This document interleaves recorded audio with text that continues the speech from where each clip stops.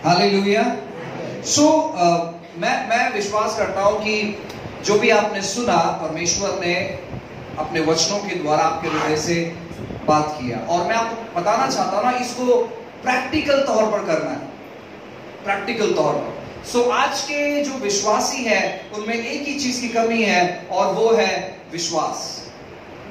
बाकी सब कुछ ठीक ठाक चल रहा है, दाल रोटी ठीक ठाक चल रही है, चटनी भाकर ठीक ठाक चल रहा है, खाली विश्वास की घटी है। और मैं आपको बताना चाहता हूं ना, वचन कहता है कि हर एक व्यक्ति को एक प्रमाण का विश्वास दिया गया है। विश्वास की घटी इसके वजह से नहीं कि विश्वास नहीं है, विश्वास की घटी इसके वजह से कि हम इस्तेमाल नहीं कर रहे हैं। और मैं आपको बताना चाहता हूं ना कि अगर आज के इस 21वीं सदी के विश्वासियों में अगर विश्वास की घटी है, इसका मतलब है कि विश्वास का जगह कोई दूसरा चीज ले लिया है। अगर विश्वास वो जगह नहीं ले पा रहा है तो किसी और चीज ने वो जगह ले लिया है। और मैं आपको बताना चाहता हूं ना, विश्वास का जो ऑपोजिट है वो डर नहीं है।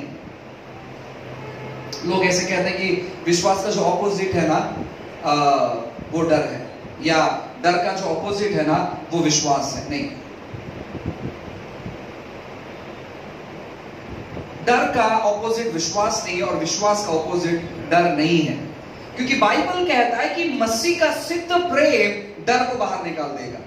मसीह का सिद्ध विश्वास नहीं, मसीह का सिद्ध प्रेम डर को बाहर निकाल देगा। विश्वासी डर में काम नहीं कर रहे, इसलिए विश्वास उभर नहीं रहा है, क्योंकि कहीं ना कहीं प्रेम में घटी हो गई है। और इसी की वजह से प्रेम की में घटी हो गई, क्योंकि हम प्रेम को ग्रहण नहीं कर पा रहे, हम समझ नहीं पा रहे कि परमेश्वर ने किस प्रकार हमारे लिए बलिदान किया और हम कौन है आखिरकार। मैंने कुछ समय पहले आपको एक चीज बताया कि मसीह हम हर एक लोगों के लिए सबके सामने क्रूस पर मरे। हम हर एक लोग के लिए सबके सामने, उन्होंने प्राइवेट लाइफ नहीं बिताया, उन्होंने गुप्त जिंदगी नहीं बिताया, यानी छुप कर मरूंगा, मैं संसार से इतना प्यार करता हूं लेकिन मैं छुप के मरूंगा, नहीं। उन्होंने हम जैसे लोगों के लिए खुलेआम सबके सामने डिक्लेयर किया कि यही वे लोग हैं जिनके लिए मैं अपना प्राण भी देने के लिए मैं तैयार हो गया हूं, मैं इतना बेहद इनसे प्यार करता हूं। प्यार एक ऐसी चीज थी जिसने यीशु का जान लिया। यीशु के लिए प्यार करना नुकसान था। हम यीशु के पास आए, हमारा फायदा है। यहां पर कोई ऐसा व्यक्ति नहीं है जो ये कह सकता है कि देखो मैं यीशु के पास आया, यीशु का ही फायदा उसमें, नहीं।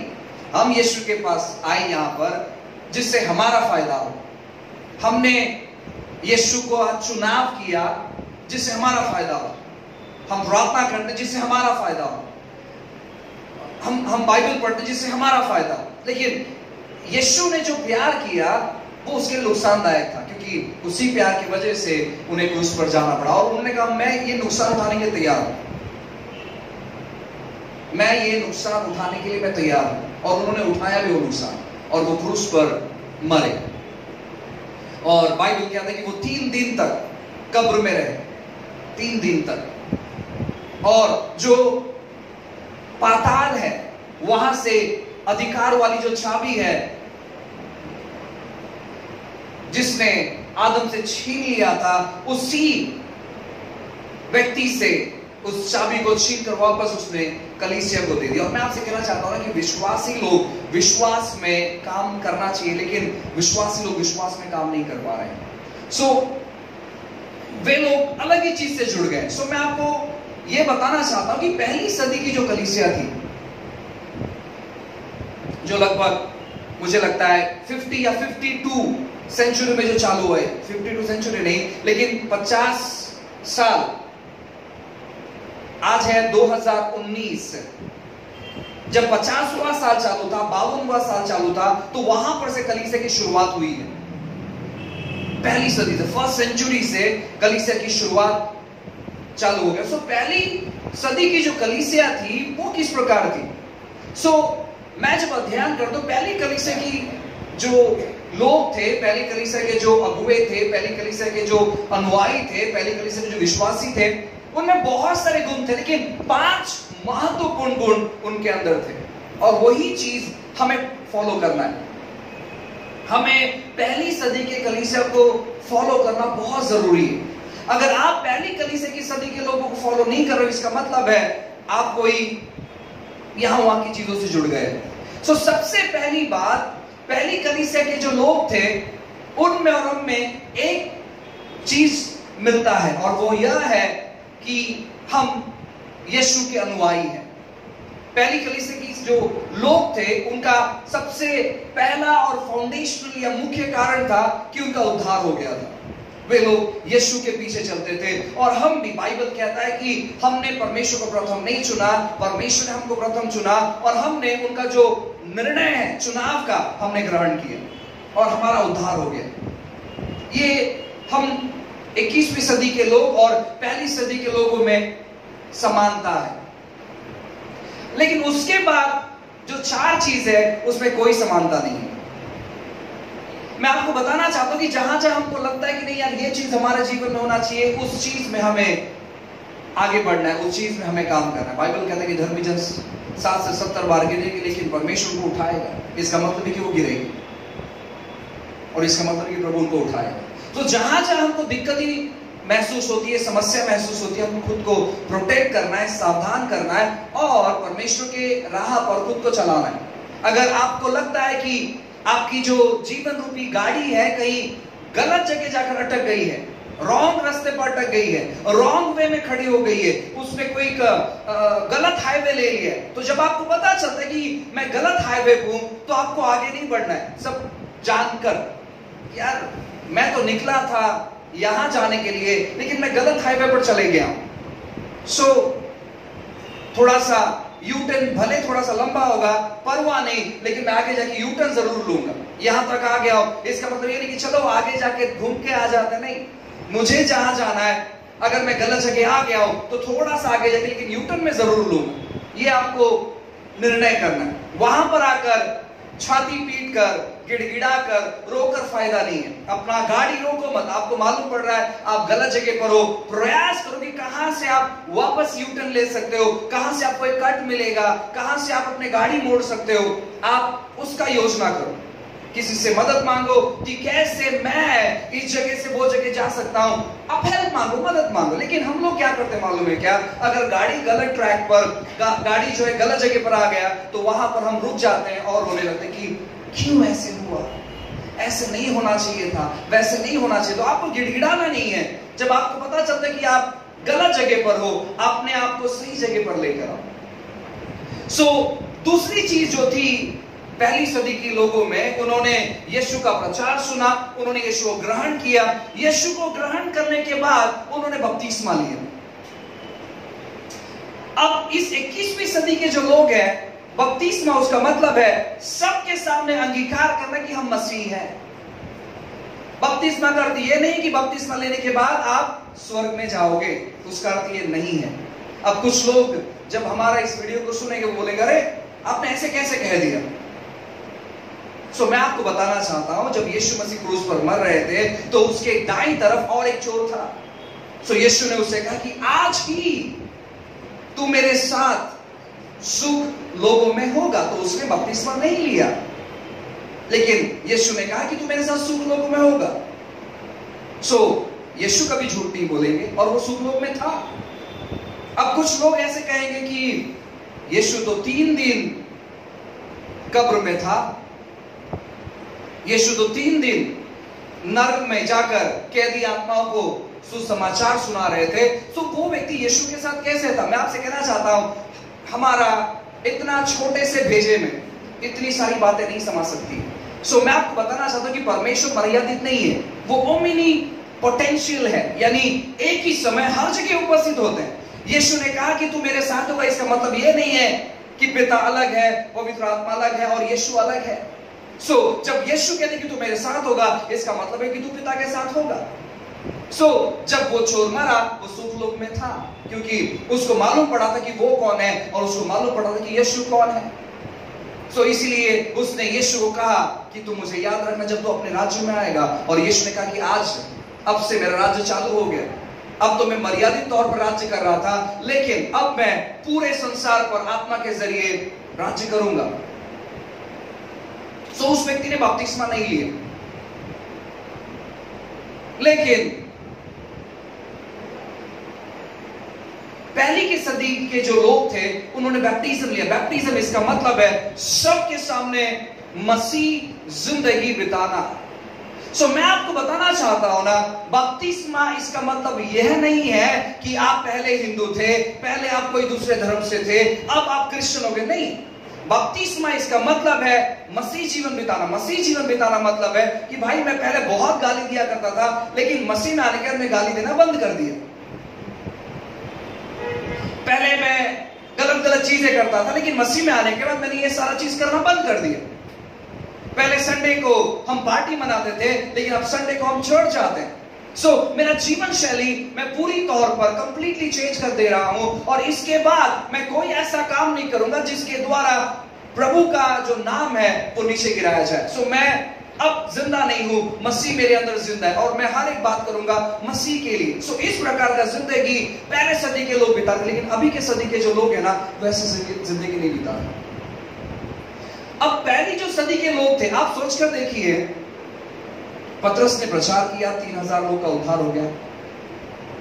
उसने और एक प्रचार किया, 5000 लोग का उद्धार हो गया। हर एक व्यक्ति परेशान है। अब उनके अंदर चर्चा क्या चलती होगी मालूम है? आज कितने लोग प्रभु में आए। वो लोग क्या चर्चा करते होंगे मालूम है क्या? आज शाम को किसी घर पे प्रार्थना है। उनकी चर्चा क्या चलती रहेगी मालूम है क्या? अरे उस टॉपिक में उन्होंने सिखाया, हमें और सीखना है। इस प्रकार का चर्चा। लेकिन हमारे बीच में भी चर्चा चलता है, ऐसे नहीं कि नहीं चलता है। हमारे बीच में चर्चा क्या चलता है मालूम है क्या? मजा नहीं आया आज आराधना में, तो होना चाहिए था ना, वैसे नहीं हो। अच्छा, सुना लगा मुझे, आज ठीक था, ओके था। अच्छा, जो मेरे पड़ोस में बैठा था, अरे यार वो बहुत पका हुए, मजा नहीं आया उसके बाजू बैठे। हमारा टॉपिक्स क्या होता है मालूम है क्या? इस व्यक्ति के बारे में, उस व्यक्ति के बारे में। पहले के टॉपिक्स ऐसे नहीं थे। पहले के टॉपिक क्या थे मालूम है कि कल कहां पर सभा होने पर है, कल की सभा के लिए हमें कौन से लोगों को लेकर आना है, सभा किस प्रकार की होने वाली है, हमारे पास कौन सा जिम्मेदारी सौंपा, हमारे ग्रुप को कौन सी जिम्मेदारी सौंपी गई है। अच्छा, जो नए लोग आएंगे उनको कैसे फॉलो अप करना है, उनको कैसे तैयार करना है, उनको कैसे बात करना है, उनको गवाही कैसे शेयर करना। तो इस प्रकार की बातें पहली सदी में चलती थी, लेकिन इस सदी में, इस 21वीं सदी में वो बातें नहीं चल रही है, और उसी की वजह से विश्वास पूरी तौर पर काम कर रहा था। पतरस ने कभी ऐसे प्रार्थना नहीं किया कि प्रभु तू मेरा इस्तेमाल करके मेरी परछाई किसी पर गिर जाए और वह बंदा ठीक हो जाए। कभी प्रार्थना नहीं की। लेकिन मैं आपको ऐसे कई सारे वीडियोस बता सकता हूं जहां पर लोग सिखाते हैं कि कैसे परछाई के द्वारा लोग ठीक होंगे। मैं आपको बताना चाहता हूं ना, ये टॉपिक बेकार है सब। ये टॉपिक सीखकर कोई फायदा नहीं है।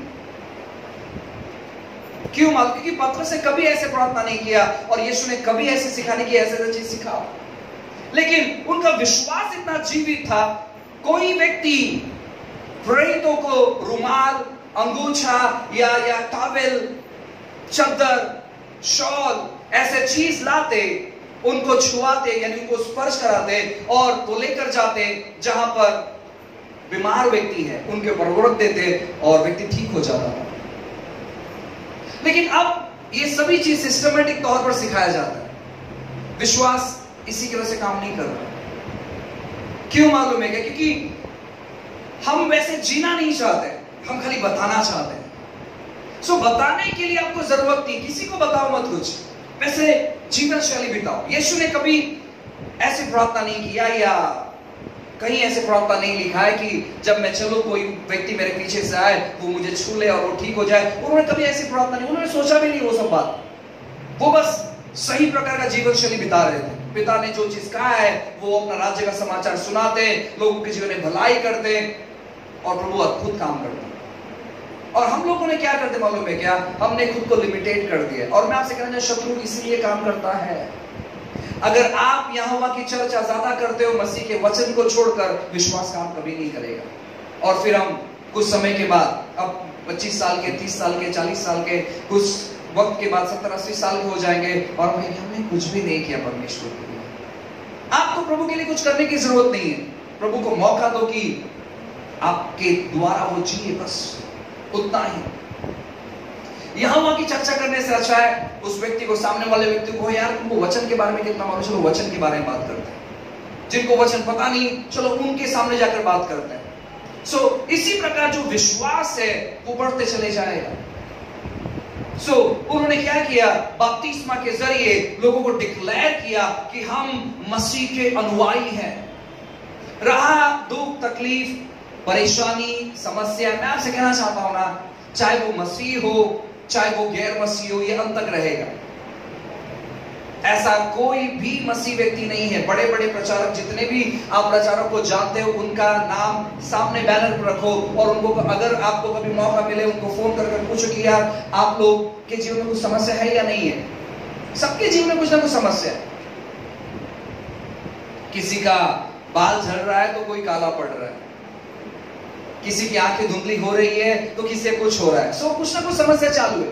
लेकिन उस समय में वैसे शुरू थी, उस समय में ऐसे प्रॉब्लम था, लेकिन लोगों ने क्या किया ना, इन सारे चीजों को साइड में हटाकर उन्होंने एक ही चीज पर फोकस किया कि परमेश्वर के समाचार को ज्यादा से ज्यादा हम जाने और ज्यादा से ज्यादा लोगों तक पहुंचाएं। और इसीलिए विश्वास काम करता था।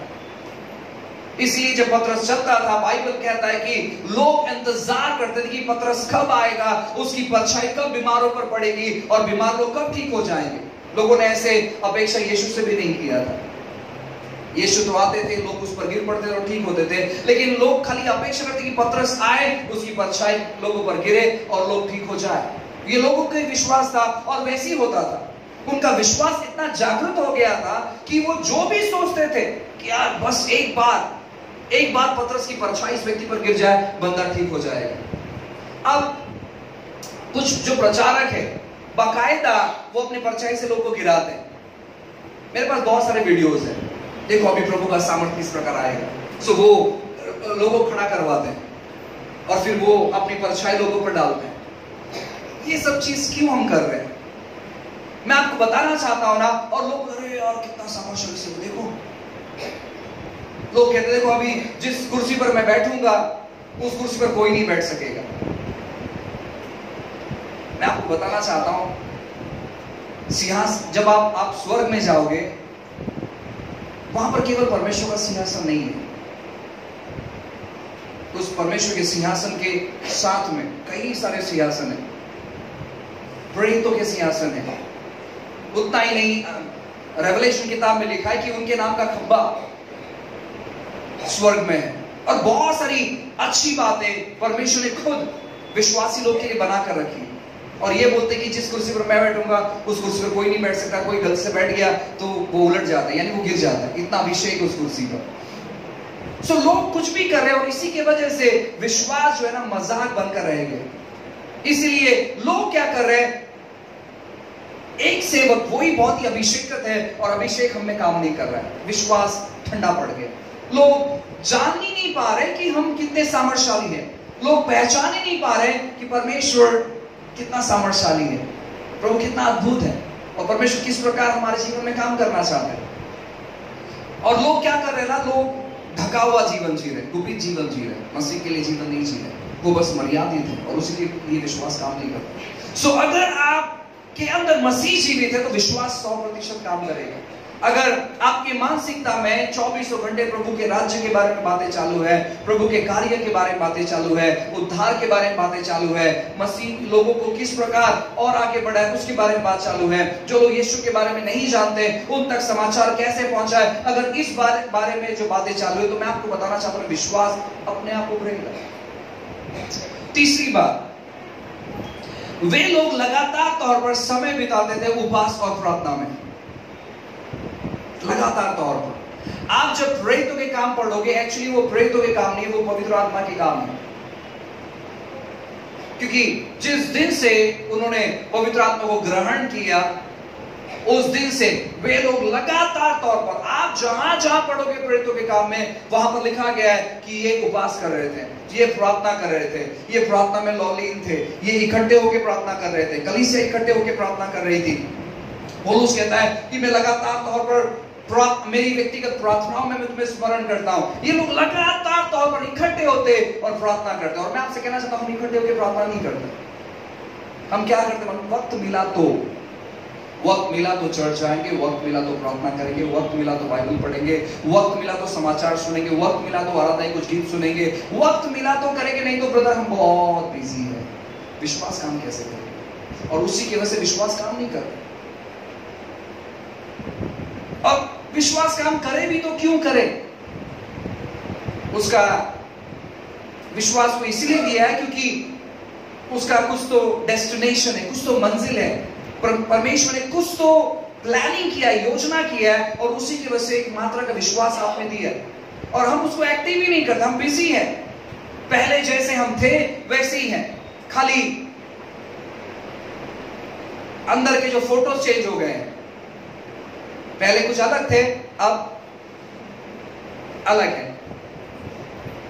हमारे परमेश्वर चेंज हो गए, पहले अलग थे, वो काम नहीं करते, लेकिन ये बंदा बहुत काम करता है।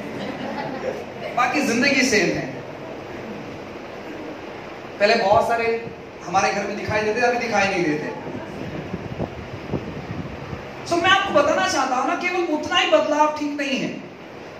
मसीह में आने के बाद होने दो कि हमें ऐसे महसूस हो कि मैं तो पूरी तौर पर मर चुका हूं, अब मसीह मेरे अंदर जिंदा है। मैं जब मसीह में नहीं था, ये सारी दुविधा मेरी जिंदगी में थी।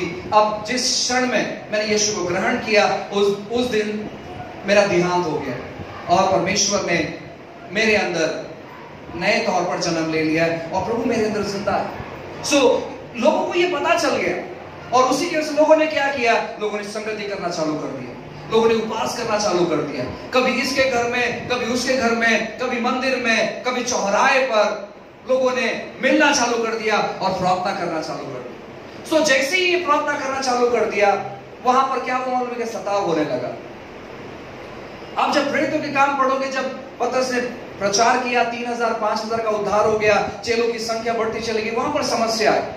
जहां पर भी लोग इकट्ठे होते हैं, वहां पर समस्या जरूर आती है, कुछ ना कुछ समस्या आती है, क्योंकि शत्रु को पसंद नहीं है कि हम इकट्ठे होकर कुछ करें, और इसीलिए वो विभाजन लाने का, तोड़ने का कोशिश करता है। लेकिन जब आप प्रेरितों के काम में पढ़ोगे, जैसी वहां पर समस्या आई, लोग बिखरने लगे, लोग जहां भी जाते यीशु की ही चर्चा करते। लोगों ने कभी ऐसे चर्चा नहीं किया। तुझे मालूम है, वो व्यक्ति जब डराने आया ना, तो वो जो विश्वासी था इतना पुराना भाग गया वहां से, डरपोक निकला वो। उन्होंने ऐसे कभी चर्चा नहीं की। वो जहां भी गए, उन्होंने मसीह के बारे में चर्चा किया, उन्होंने यीशु की कथाओं के बारे में चर्चा किया, उन्होंने यीशु के कार्य के बारे में चर्चा किया, उन्होंने गॉस्पेल के बारे में चर्चा किया, उन्होंने बताया कि किस प्रकार हम वहां पर मिले और किस प्रकार प्रभु काम करता है, और इसी प्रकार मसीह लोग बढ़ते चले गए। लेकिन आज हमारी समस्या क्या मालूम है? क्या किसी ने कुछ तकलीफ दिया तो हमारा चर्चा चालू हो जाता है और वो खत्म ही नहीं होता। हमारे जिंदगी से एक नया पन्ना जुड़ जाता है, फिर रोज फोन पर बात, आज हुआ क्या बात, देखो ऐसा है, मुझे तो पसंद नहीं बाबा, लेकिन क्या करे, सुनना पड़ता है। देखो ये ऐसा है, देखो आज चर्च आया तो नहीं, वो आज चर्च नहीं आया, आज पता नहीं यार, वो विश्वास में ठंडा पड़ गया। सो हमारा टॉपिक जो है ना, वो अलग ही निकलता है। लेकिन हमारा टॉपिक क्या निकलना चाहिए? आज वो ब्रदर चर्च आए थे, नहीं आए, चलो हम उसके लिए प्रार्थना करते हैं कि क्यों नहीं आए वो चर्च, मिलते हैं उसको जाकर कि क्यों नहीं आए, क्या प्रॉब्लम है, क्या समस्या है, क्या दिक्कत है, क्या दुविधा है।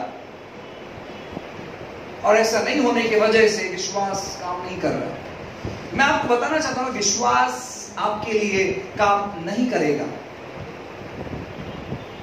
बाइबल में कहीं पतरस ने ऐसे नहीं कहा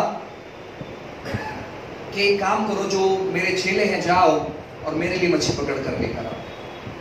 यीशु ने कभी ऐसा नहीं कहा कि जाओ और मेरे लिए लेकर आओ, कभी ऐसा नहीं कहा। विश्वास हमेशा दूसरों के लिए काम करता है, विश्वास हमेशा दूसरों के लिए काम करता है।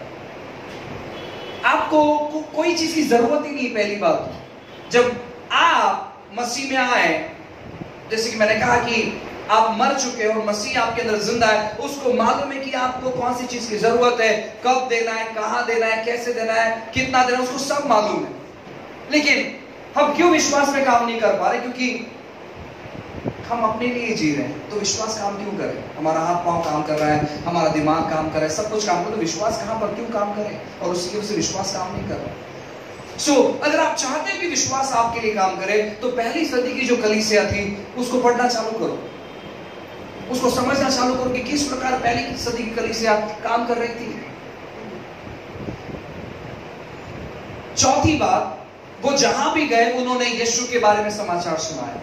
जहां भी गए, जिस व्यक्ति को मिले, यीशु के बारे में उन्होंने चर्चा की है, यीशु की कथाओं को वो बताते चले गए। आज हमारी समस्या क्या मालूम है क्या? हम जहां भी जाते हैं हमको डर लगता है यीशु के बारे में समाचार बताने के लिए, हमको डर लगता है ये बोलने के लिए कि यार हम कोई सभा में जाते हैं, हमको डर लगता है ये बोलने के लिए कि आप भी यीशु पर विश्वास करो, हमें डर लगता है ये बोलने के लिए क्योंकि लोग हमारे बारे में क्या कहेंगे, लोग हमारा मजाक उड़ाएंगे। लोगों को यही मन में आता है और लोग यीशु के बारे में कथा सुनाना या यीशु के बारे में सुसमाचार सुनाना बंद कर दे, और उसी की वजह से विश्वास काम नहीं करता, इसलिए विश्वास कार्य नहीं करता। अगर आपको किसी का फोन आता है आपके एरिया में से कि कोई बीमार है, तो हम बोलते हैं अरे ये अस्पताल बहुत अच्छा रहेगा, मैंने सुना है उस अस्पताल के बारे में, जितने भी केसेस उस अस्पताल में गए सब ठीक होकर ही आए, आप ही जाओ। आपको फोन अस्पताल के बारे में नहीं आया था, आपको फोन आया था कि आप वहां पर यीशु की कथा को सुनाओ, आप उसको बताओ यीशु क्या करते हैं, आप जाओ वहां पर और प्रार्थना करो, क्योंकि प्रभु वहां पर काम करना चाहता है आपके द्वारा। हम कहते नहीं वो डॉक्टर बहुत अच्छा है, डॉक्टर बढ़िया है और फीस बहुत कम है, वहां पर ज्यादा फीस भी नहीं लेता। सो हमारा एडवर्टाइजमेंट चालू, जैसे कि हमने डॉक्टर के साथ टाई अप करके ले लिया, हम पूरा बैकग्राउंड बताते हैं उससे, ये ऐसे है वो वैसे, इतना फेमस है उतना फेमस है, चालू कर देते हैं। पहली सदी की कलीसिया ऐसे नहीं थी। बाइबल कहता है कि उस महिला ने जो 12 साल से पीड़ित थी अपने बीमारी को लेकर, उसने यीशु की चर्चा सुनी। उसने, जिस व्यक्ति ने यीशु को नहीं जाना था, उस व्यक्ति ने बहुत सारे अस्पताल के बारे में बताया था, लेकिन जिस व्यक्ति ने यीशु के बारे में जाना, उस महिला के पास जाकर यीशु की कथा बताने लगा, और उसने सुना, यीशु की चर्चा सुनकर विश्वास बढ़ गया। उसने कहा कि अगर मैं यीशु के वस्त्र को ही छू लूंगी तो मैं चंगी हो जाऊंगी। और हम लोग ऐसा नहीं करते हैं, हम लोग बस यहाँ वहां की चर्चा करते हैं, हम यीशु के बारे में नहीं बताते और उसी के लिए विश्वास काम नहीं करते। पांचवी बात, जब ये 4 बात वे लोग कर रहे थे, परमेश्वर उनका इस्तेमाल कर रहा था चिन्ह चमत्कार करने के लिए। जो लोग खाना बांटने वाले लोग थे वे लोग भी चिन्ह चमत्कार कर रहे थे। आगे जाकर महान रीति से प्रभु ने उनका उपयोग किया, इस्तेमाल किया। वे लोग डेडिकेट थे, वे समर्पण थे हर एक बातों के, हर एक काम के लिए, और प्रभु उनके साथ में होकर अद्भुत अद्भुत चीजें करता था। मैं आपको बताना चाहता हूं, जब पेंटिकोस्ट का दिन था तो वहां पर 120 लोग जमा थे, और उन 120 में आगे जाकर वे 12 चेले लोग खड़े हो गए। और 12 चेले लोग खड़े होने के बाद, जब आप प्रेरितों के काम अध्याय 2 आखिरी नंबर के वचन को पढ़ते हो कि वे लोग घर घर इकट्ठे होते हैं, रोटी तोड़ते हैं, तो वो 12 चेले के 12 चेले नहीं जाते थे, क्योंकि उनके पास और बहुत सारा काम था, उनको शहर तक पहुंचना था। सो उन्होंने क्या किया मालूम है क्या? उन्होंने समाचार सुनाया, और लोग आपस में ही, जो लोग कुछ समय पहले से चर्च से जुड़े हुए थे, वे आपस में मिलते थे और वे प्रार्थना करते थे, वे आपस में मिलते थे, वे संगति करते थे, वे आपस में मिलते थे, वे भजन गाते थे, वे आपस में मिलते थे, वो प्रचार करते थे एक दूसरे को, वे आपस में मिलते थे, वे गवाही बांटते थे, वे आपस में मिलते थे और कहते कि यार हमारे रिश्तेदार के घर पे चलते हैं, उनको मसीह के बारे में पता नहीं, चलो उनको जाकर सुसमाचार सुनाते हैं और उनको विश्वास में लेकर आते हैं। और इसी प्रकार चर्च बढ़ने लगा। 12 प्रेरित अगर घर घर में जाए तो उनको 1000 साल लग जाएंगे केवल यरूशलेम को कवर करने के लिए। हमारी समस्या क्या मालूम है क्या? आप जिस दिन यीशु को जान गए, आप पूरे पृथ्वी में सबसे डेंजरस व्यक्ति बन गए, क्योंकि आपके पास एक ऐसा औजार आपको मिल गया जिसका तुलना पूरे दुनिया में कोई भी शक्ति या कोई भी व्यक्ति नहीं कर सकता है। लेकिन हमने उसको बहुत हल्का ले लिया। हमें लगता है कि यार हम तो अभी अभी यीशु के बारे में सुन रहे हैं, 2, 4, 6 महीने से जा रहे हैं, हमें नहीं लगता कि इतना कुछ होगा हमारे दौरान। नहीं, एक मुझे लगता है कि 200 साल पहले एक रिवाइवल आया था। उस रिवाइवल में, उस बेदारी में 12 साल के जो बच्चे थे, 12 साल के, अब सोचो 12 साल के बच्चों को कितना बुद्धि है, लेकिन 12 साल के बच्चे रोड पर जाते, जिस भी व्यक्ति के लिए प्रार्थना करते वो व्यक्ति ठीक हो जाता, चाहे कोई भी प्रकार की बीमारी क्यों ना। एक 12 साल के बच्चे ने एक रोड पर गया और रोड पर जाने के बाद उसने देखा कि एक आदमी का हाथ नहीं है। सो उसने प्रार्थना करना चालू की, क्योंकि उसे उसी प्रकार सिखाया गया था। उसने प्रार्थना करना चालू की कि प्रभु मैं इसके हाथ को आज्ञा देता हूं बढ़ने के लिए। कुछ ही समय में वो जैसी प्रार्थना करने लगा, अचानक उसके शर्ट से उसका दूसरा हाथ बाहर आने लगा। 12 साल का बच्चा। सो हम ऐसी गवाही बताने के बजाय किसी का हाथ काटने पर लग गए हैं कि यार ये मेरे घर में प्रार्थना के लिए नहीं आना चाहिए, अच्छा इस व्यक्ति से नहीं जुड़े रहना। तो ये जो सारी जो बातें हैं ना, मैं आपको बताना चाहता हूं, इसी की वजह से हमारा विश्वास काम नहीं कर रहा है। हम यहां वहां की बातें बहुत ज्यादा करते हैं और वचन को जो बहुत ज्यादा करना चाहिए उसको सब साइड में रख दिए, और उसी की वजह से विश्वास काम नहीं कर रहा। मैं आपको बताना चाहता हूं, विश्वास मानो एक दूध के बोतल के समान है। जो दूध का बोतल है उसे लोग लेते हैं और फ्रिज में रखते हैं और बोलते हैं अरे मेरे घर पे विश्वास भरा है पूरा। दूध का बोतल तब तक आपको शक्ति नहीं पहुंचाएगा जब तक वो आपके घर में है। आपके घर में 20 लीटर दूध होगा, लेकिन जब तक आप उसको पीते नहीं हो तब तक आपको शक्ति नहीं मिलेगी। सो उसको फ्रिज से निकालना चाहिए, उसे गर्म करना चाहिए, उसे पीना चाहिए, जिससे हमारा सेहत बनेगा। दूध का बोतल होने से आप शक्तिशाली नहीं हो। जो लोग चिकन मटन खाते हैं, आपके पास पूरा चिकन भरे रहने से आप शक्तिशाली नहीं हो। आप उसका सेवन करो, आप उसको खाओ, तब जाकर आपको शक्ति मिलेगी। लोगों ने क्या किया मालूम है क्या? ज्ञान पूरा इकट्ठा करके रखा है, उसका कभी इस्तेमाल ही नहीं किया। आज यही सबसे बड़ी समस्या।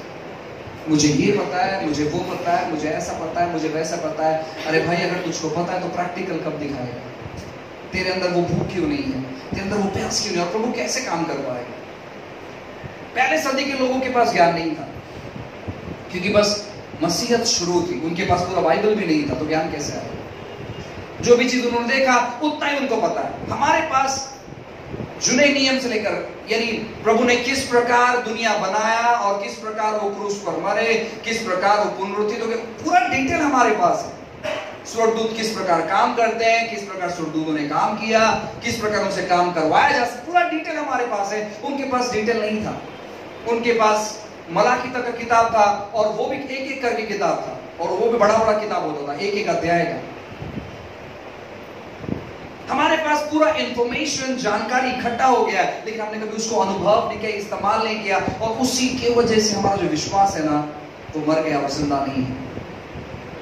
सो कैसे हम उसको जिंदा कर सकते हैं?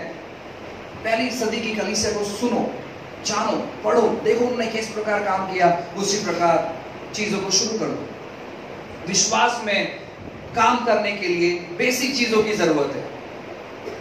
सबसे पहला वचन कहता है, अगर आप हबाकुक अध्याय 2 वचन 4 पढ़ोगे, रोमी किताब अध्याय 1 वचन 17 पढ़ोगे, लिखा गया कि धर्मी जन विश्वास से जीवित रहेंगे। जुने नियम में लिखा गया है और नए नियम में भी लिखा गया, धर्मी जन विश्वास से जीवित रहेंगे।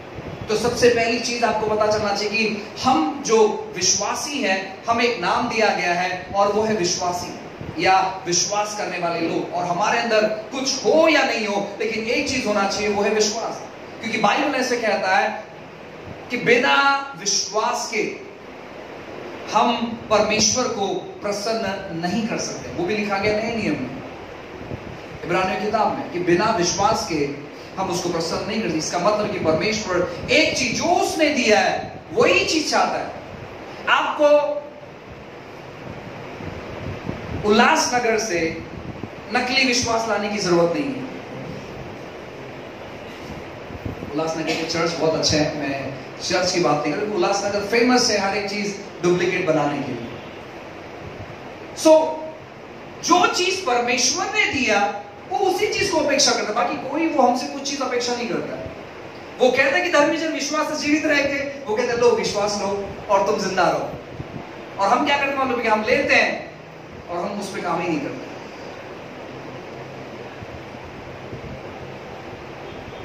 बाइबल कहता है कि मसीह का वचन सुनने से विश्वास बढ़ता है, ये हमको मालूम है, लेकिन जरूरी कि हम कितना मसीह का वचन सुनकर किस प्रकार विश्वास बढ़ा रहे हैं और हमारा विश्वास कितना काम कर रहा है, और अगर काम नहीं कर रहा क्यों नहीं काम कर रहा, तो ये जानना बहुत जरूरी है।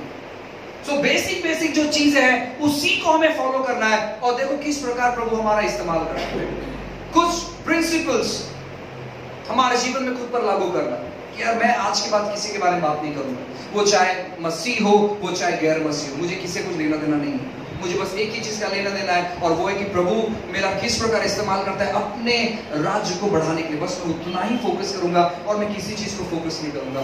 अगर कोई व्यक्ति मेरे पास आकर बात कर रहा है यहाँ वहां, मैं उसको पकड़ूंगा और कहूंगा चलो प्रार्थना करते हैं।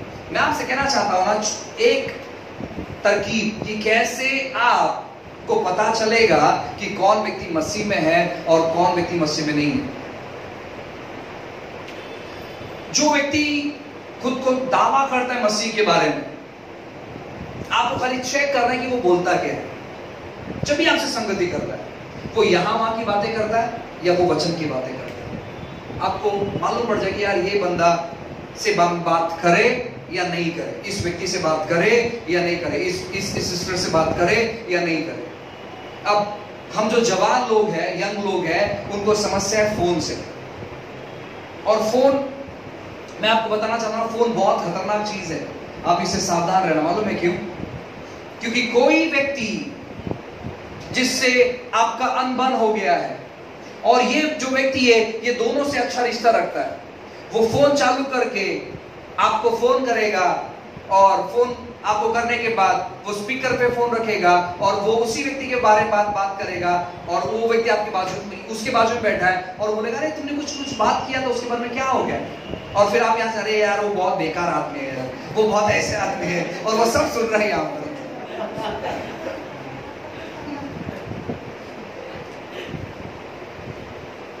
वो आपको फोन करेगा और हमारे हर एक के फोन में रिकॉर्डिंग सिस्टम है, वो रिकॉर्डिंग प्रेस करेगा और वो ज्यादा बात नहीं करेगा उसके बारे में, वो खाली उकसाएगा आपको बात करने के लिए। नर्क से उसे एक असाइनमेंट मिल गया है, एक जॉब मिल गया, एक काम मिल गया है कि यहां से वहां, वहां से यहां और पूरा तहस नहस करने का। सो आपको सावधान रहना, आपको ये प्रार्थना नहीं करना कि प्रभु मुझे बता कौन रिकॉर्डिंग कर रहा है या कौन किसके सामने बात कर रहा है। आप बात ही मत करो ना, आप बोलो कि ब्रदर आप आ जाओ, हम मिलकर प्रार्थना करेंगे उस व्यक्ति के लिए, वो व्यक्ति जो भी हो, चलो हम मिलकर प्रार्थना करेंगे। अगर कोई व्यक्ति किसी के बारे में कंप्लेन लेकर आ रहा है, सुनते मत बैठो, आपको क्या करना है, अच्छा समस्या है, चलो एक एक पॉइंट आप बताओ, एक एक पॉइंट के लिए हम प्रार्थना करेंगे। सो देखो कि वो व्यक्ति बात करता है या नहीं करता है, वो व्यक्ति आपका संगति छोड़ देगा।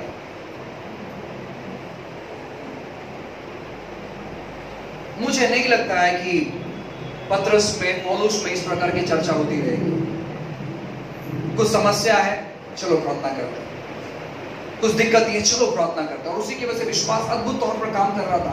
ये जहां भी जाते प्रभु अद्भुत तौर पर इनका इस्तेमाल करता। अगर आपको लगता है कि आपको सेवकाई करना है, अगर आपको लगता है कि आपको प्रभु के राज्य को आगे बढ़ाना है, एक ही चीज करो और वो है फोकस करो प्रभु के वचन पर। फोकस करो किस प्रकार पहली सदी की कलीसिया काम कर रही थी। फोकस करो कि किस प्रकार वचन आपको सिखाता है, किस प्रकार वो आपका मार्गदर्शन करता है, वैसे ही करो। और कुछ करने की जरूरत नहीं है, आपको सुपरमैन बनने की जरूरत नहीं है, आपको सुपरमैन बनने की जरूरत नहीं है। जो बाइबल कहता है सिंपल चीज करो। यीशु ने कभी किसी को कठिन चीज करने के लिए कहा ही नहीं, सिंपल चीज। बीमारों पर हाथ रखो वो चंगे हो जाएंगे, सिंपल चीज है। लेकिन वो हम नहीं कर पाते क्योंकि इतना डर हमारे अंदर बिठा दिया गया है कि देखो हाथ किसी को नहीं लगाना, पता नहीं वो चीज तुम्हारे अंदर आ गई तो क्या होगा। तुम्हारा बैप्टिज्म हुआ तो हाथ रखना, बैप्टिज्म नहीं है तो हाथ। ये सिस्टम किसने लेकर आया, कैसे लेकर आया पता नहीं, लेकिन लोग कंफ्यूज्ड है, विश्वासी लोग को डर लगता है। यहाँ तक कि विश्वासी लोग दूसरों के लिए प्रार्थना भी नहीं करते। एक ऐसा सिस्टम आ गया कि आप दूसरों के लिए प्रार्थना नहीं करना। अगर आप दूसरों के लिए प्रार्थना करोगे तो उनकी समस्या चालू हो जाएगी आपकी जिंदगी में। सो लोग डरते हैं। सो मैं आपको बताना चाहता हूँ ये सारी चीजों से आपको हटना है और सीधे बाइबल को पकड़ना है और सीखना है पहली सदी की कलीसिया से कि पहली सदी की कलीसिया किस प्रकार काम कर रही थी। और अगर आप वो चीज करोगे आपके जिंदगी में कोई चीज कमी घटी नहीं रहेगी। लोग आप परेशान हो जाएंगे, प्रभु किस प्रकार दरवाजे खोलेंगे आपके लिए। आप परेशान हो जाओगे, क्या यार इतनी दुविधा में था, प्रभु किस प्रकार दरवाजा खोल रहा है, मुझे इस चीज की जरूरत थी, मैं तो कुछ अलग ही प्लानिंग कर, लेकिन प्रभु ने कितना अच्छा योजना निकाला मेरे लिए। प्रभु अच्छी चीज करना चालू कर देंगे। लेकिन क्यों हम परमेश्वर की अच्छी बातों का अनुभव नहीं कर पा रहे मालूम है? क्योंकि हम अपने ही हिसाब से जाना चाहते हैं। मैं किसी व्यक्ति का बायोग्राफी पढ़ रहा था। सो वहां पर वो व्यक्ति कहता है कि मेरे पास जितना था, मैंने जितना कमाया था, वो सारा चीज सेवकाई में आने से पहले मैंने वो सारा चीज लिया और मैंने वो सब चीज डोनेट कर दिया। सो मैं अगर होता मैं कहता कि नहीं यार इतना सारा कमाया, सेवकाई में मैं इस्तेमाल करूंगा, एक सबसे बड़ा अच्छा जगह खरीद लेता हूं, 2-4 एकड़ जगह खरीद लेता हूं, बैंक बैलेंस रख लेता हूं, राशन फुल कर लेता हूं, एक छोटा सा व्यवसाय चालू कर देता हूं और फिर सेवकाई करता हूं। उस व्यक्ति ने क्या किया? प्रभु ने इसे कहा कि तेरा जो भी तूने कमाया है उसमें से कुछ जरूरत नहीं है। सो इसने लिया सब पैसा, उसने दे दिया और प्रभु ने कहा ये देश छोड़कर तुझे दूसरे देश में जाना है। अब इसके पास पैसे नहीं है और वो टाइम में प्लेन वगैरह नहीं था, बहुत कम मात्रा में थी।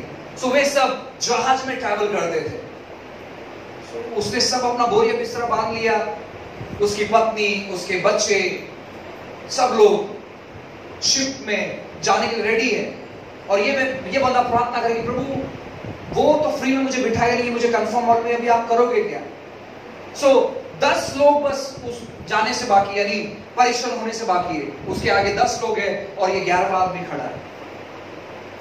वो कहता है कि प्रभु मुझे मालूम है कि आपने मुझे बुलाया है और आपने मुझे कहा है वहां पर जाने के लिए, और मुझे कुछ मालूम नहीं है, अभी आप कुछ तो करो।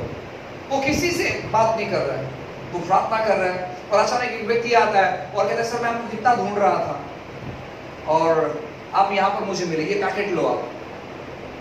सो जब वो पैकेट ओपन करता है तो उसके पास बराबर उतने ही पैसे होते हैं जितने पैसे वहां पर उसे जरूरत है। सो वो विश्वास करता है कि प्रभु ने अच्छा तरकीब निकाला, प्रभु ने मेरे से बात किया, बहुत खुश होता है। लेकिन दुखी बात यह है कि वो शिप में जाने के बाद, अब वहां पर जाने के बाद होगा क्या? क्योंकि वहां पर उसका कोई दोस्त नहीं है, वहां पर उसका कोई परिवार नहीं, कोई पहचान वाला नहीं, कुछ नहीं है। तो जब वो शिप से दूसरी जगह पहुंचता है, वहां पर पहुंचने के बाद एक व्यक्ति पहले से इंतजार, 4 घंटा पहले से इंतजार कर रहा है। और जब वो व्यक्ति उसको देखता है, उसको देखने के बाद जो व्यक्ति इंतजार कर रहा था वो आकर इससे मिलता है और कहता है मैं कब से आपका इंतजार कर रहा हूं। ये आश्चर्यचकित हो जाता है। ये कहता है कि आप मेरे को कैसे पहचानते? मैं तो आपको नहीं पहचानता, हम तो कभी मिले नहीं है। उसने कहा कि आप मुझे नहीं पहचानते लेकिन मैं आपको पहचानता हूं। प्रभु ने कल रात में ही मुझसे बातें की और उसने कहा कि इस प्रकार का व्यक्ति आएगा, इस प्रकार की उसकी पत्नी है, इतने इतने बच्चे हैं, इतने इतने बैग है, ये चीज उसके पास है, तू अपना जो घर तेरे पास है वो तू इसको दे। सो वो आश्चर्यचकित हो जाता है और प्रभु से अच्छी जगह लेकर जाता है, उसे अच्छा घर देते हैं। और उसके बाद वहां पर 100 से ज्यादा लोग तैयार रहते हैं परमेश्वर के समाचार को सुनने के लिए। और वो कहते हैं कि परमेश्वर ने कल रात में मुझसे बातें किया था कि इस प्रकार के घर में ये व्यक्ति उससे बात कर रहा है, ये व्यक्ति इससे बात कर रहा है, ये व्यक्ति उससे बात कर रहा है, ये व्यक्ति इससे बात कर रहा है। और जो प्रभु ने दोनों से बात की, ये कंफर्म हो रहा है। ये व्यक्ति पूछ रहा है कि आप कैसे बता सकते कि मैं ही वो व्यक्ति हूं? वो कहता है आप घर तो चलो। वो घर पर जाने के बाद वो व्यक्ति बिस्तरा जो है ना वो लगा कर आया रहता है। वो कहते देखो इतने सारे बच्चों के बेड है और ये आप दोनों के बेड है, और आपका जो सामान रखने का जो कमरा है वो ये है, ये आपका अलमारी है, इसमें ये आपके सामान बैठेंगे, आपके पास इतना सामान का थैला है। ये सारा चीज, ये सारा डिटेल वो उसने लिखा था। प्रभु बहुत अद्भुत तौर पर उसको चला रहे थे। अब क्यों विश्वास काम कर रहा था मालूम है क्या? क्योंकि उसको मसीह कौन है वो पता चल गया था, और उसने कहा कि प्रभु अब आप अगुवाई करोगे, और प्रभु जैसे अगुवाई कर रहा था वैसे वो आगे बढ़ रहा था। मैं आपको बताना चाहता हूं ना कि प्रभु इस प्रकार परमेश्वर ने अद्भुत तौर पर लोगों को चलाया, अद्भुत तौर पर मार्गदर्शन किया है, अद्भुत तौर पर सेवकाई लोगों से करवा कर लेकर। और मैं आपको बताना चाहता हूं इसलिए हमारा विश्वास काम नहीं करता है, क्योंकि हम फंसे पड़े हैं यहां वहां की बातें कर रहे हैं। सोच कर देखिए कि 12 घंटे आप बैठे हो और कोई व्यक्ति आकर गवाही इस प्रकार का शेयर कर रहा है कि देखो इसके साथ ऐसा हुआ, इसके साथ वैसा हुआ, इस व्यक्ति ने ऐसे सेवकाई किया, परमेश्वर इस मात्रा में इसका इस्तेमाल कर। हमारा विश्वास कितना बढ़ जाएगा। हम कहेंगे यार कुछ भी हो, अब मैं तो चुप बैठूंगा ही नहीं, अब मैं जाऊंगा बाहर, और वो चाहे मुर्दा हो, वो चाहे लकवे का रोगी हो, वो चाहे कैंसर वाला पेशेंट हो, वो चाहे HIV वाला पेशेंट हो, कोई भी क्यों ना हो, मैं जाकर उसको विजिट करूंगा और मैं प्रार्थना करूंगी प्रभु इतना चीज अगर उनकी जिंदगी में कर सकता है तो हमारे जिंदगी कितना क्यों नहीं करेगा। लेकिन हम फंसे पड़े हैं यहां वहां की बातें कर रहे हैं और इसलिए विश्वास काम नहीं कर रहे। पहली सदी में ऐसा नहीं था और उसी के लिए विश्वास भर भर के काम कर रहा था और हमारे अंदर विश्वास काम नहीं कर रहा। आज हमें एक निर्णय लेना है। निर्णय क्या मालूम है कि मैं किसी चीज के बारे में बात नहीं करूंगा, मुझे किसी से कुछ लेना देना नहीं, मुझे बस प्रभु ने जो जिम्मेदारी मुझे दी है वो मुझको समझना है और मुझे प्रभु के राज्य में आगे बढ़ना है, मुझे प्रभु के राज्य को आगे बढ़ाना है। और इस प्रकार परमेश्वर आपका इस्तेमाल करेगा। आपके पास हजारों की संख्या में गवाहियां होगी, आपके पास हजारों की संख्या में बातें होगी, हजारों की संख्या में। मैं आपको बताना चाहता हूं कि जिस सूखे से या जिस मरी से आप गुजर रहे हो, ये समस्या क्यों मालूम है कि हमारे खुद के वजह से, हमारे खुद के वजह से। क्योंकि जो चीज परमेश्वर ने दिया है हम उसका इस्तेमाल नहीं कर रहे, जिस चीज के लिए प्रभु ने हमको बुलाया है उसका हम इस्तेमाल नहीं कर रहे। जब हम प्रभु का सुनेंगे और वो जो कहता है वैसे करने तैयार हो जाएंगे, प्रभु अद्भुत तौर पर हमें आगे चलाएगा, अद्भुत तौर पर हमारा मार्गदर्शन करेगा। बेसिक चीज है, बहुत सिंपल चीज है, आपको ज्यादा माथाफोड़ी करने की जरूरत नहीं है, बेसिक चीज है। उसके वचनों के साथ बने रहो, प्रार्थना में लौलीन रहो, लोगों को इकट्ठा करो, प्रार्थना करो, जो मसीह का सुनते हैं उनको यीशु के बारे में बताओ, उनको विश्वास में बढ़ाओ, जो लोग इकट्ठे होते हैं उनको विश्वास में बढ़ाओ, जो लोग नहीं मिलना चाहते, नहीं आना चाहते हैं उनको टाटा बाय बाय करो। मैं किसी ठंडे व्यक्ति से जुड़ना नहीं चाहता हूं ताकि मैं ठंडा हो जाऊं। तू ठंडा है भाई, कोई तो आएगा अपने नींबू शरबत तो थोड़ा डालेगा और वो भूल के पी लेगा, सो तू वहीं पर पड़ा रहे, कोई प्रॉब्लम नहीं है। हमें दुख होता है लेकिन कुछ नहीं कर सकते, हम कुछ नहीं कर सकते। यहूदा के लिए दुख होता है लेकिन कुछ नहीं कर सकते। तू भी हमारे साथ था, तूने साथ में खाया, तूने साथ में पिया, लेकिन तूने फांसी ले लिया, मैं क्या कर सकता हूँ? तो तेरे दुख के लिए मैं दुख नहीं मना सकता भाई। अब लोग कहेंगे अरे यार कितना पत्थर दिल व्यक्ति है। नहीं, पत्थर दिल व्यक्ति नहीं है, मसीह दिल व्यक्ति है। मुझे यहूदा अस्करियत के लिए नहीं भेजा था, मुझे उसके राज्य को, प्रभु के राज्य को आगे बढ़ाने के लिए भेजा था, तो मैं तुझे साइड में कर दूंगा और मुझे जो चीज करना है, परमेश्वर जिस चीज के लिए भेजा है वो चीज मैं करूंगा। आपको भी ऐसे ही निर्णय लेना है, आपको भी ऐसी चीजें करना है। जो मसीह के राज्य को आगे बढ़ाना चाहते हैं उनके साथ इकट्ठे हो जाओ, प्रार्थना में वक्त बिताओ, वचनों में वक्त बिताओ। जो लोग नहीं आते हैं माथाफोड़ी मत करो उनके साथ, क्योंकि आप, वचन कहता है सूअर के सामने मोती डालोगे फायदा नहीं है। वचन कहता है कुत्ता उल्टी कर कर वापस वो खा लेता है। अब ये वचन कहता है, बुरा लगे तो मैं क्या कर सकता हूं और गंदा लगे तो मैं क्या कर सकता हूं, वचन कहता है। हमें भी कुछ इसी प्रकार करना है। ठीक है भाई, तू कौन से कैटेगरी में गिरता है तू गिरते रहे, लेकिन मुझे तो बाबा मेरा काम पूरा करना। जो लोग आपके साथ प्रार्थना में आना चाहते हैं उनको इकट्ठा करो, कोई आए या नहीं आए, कोई लोग आपसे संगति करे या नहीं करे, कोई लोग अपने इसमें बिजी है उनको बिजी रहने दो, प्रभु उनको और बिजी कर। लेकिन मैं संगति में बढ़ना चाहता हूं, करो प्रार्थना, 2 जनों 4 जनों कोई मायने नहीं रखता है। मैं आपको बताना चाहता हूं, पूना खेड़गांव मुक्ति मिशन में एक छोटी सी बच्ची थी। पूना खेड़गांव मिशन में पंडित रमाबाई ने रिवाइवल नहीं लाया था।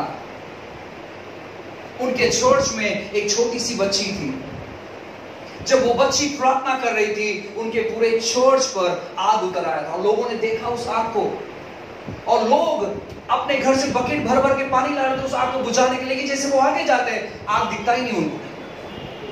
वे वापस पीछे आते, उनको आग दिखाई देता था। वे वापस पानी डालने जाते, उनको आग नहीं दिखाई दे रहा था। वे वापस पीछे आते, आग दिखाई दे रहा था। और उस घटना के बाद वो कलीसिया बहुत अद्भुत तौर पर आगे बढ़ गई। वो कहते हैं पंडित रमाबाई ने बहुत रिवाइवल लाया, मैं उनका बहुत आदर करता हूं। मैंने प्रेरणा पाया उनके किताब पढ़कर, उनके सेवकाई को देखकर। उन्होंने बहुत अद्भुत तौर पर सेवकाई किया, लेकिन एक छोटी सी बच्ची वहां पर थी जिन्होंने उस आग को नीचे उतारा था। सो मैं आपको बताना चाहता हूं, और वो अकेली प्रार्थना कर रही थी, वो ज्यादातर प्रार्थना में रहती थी।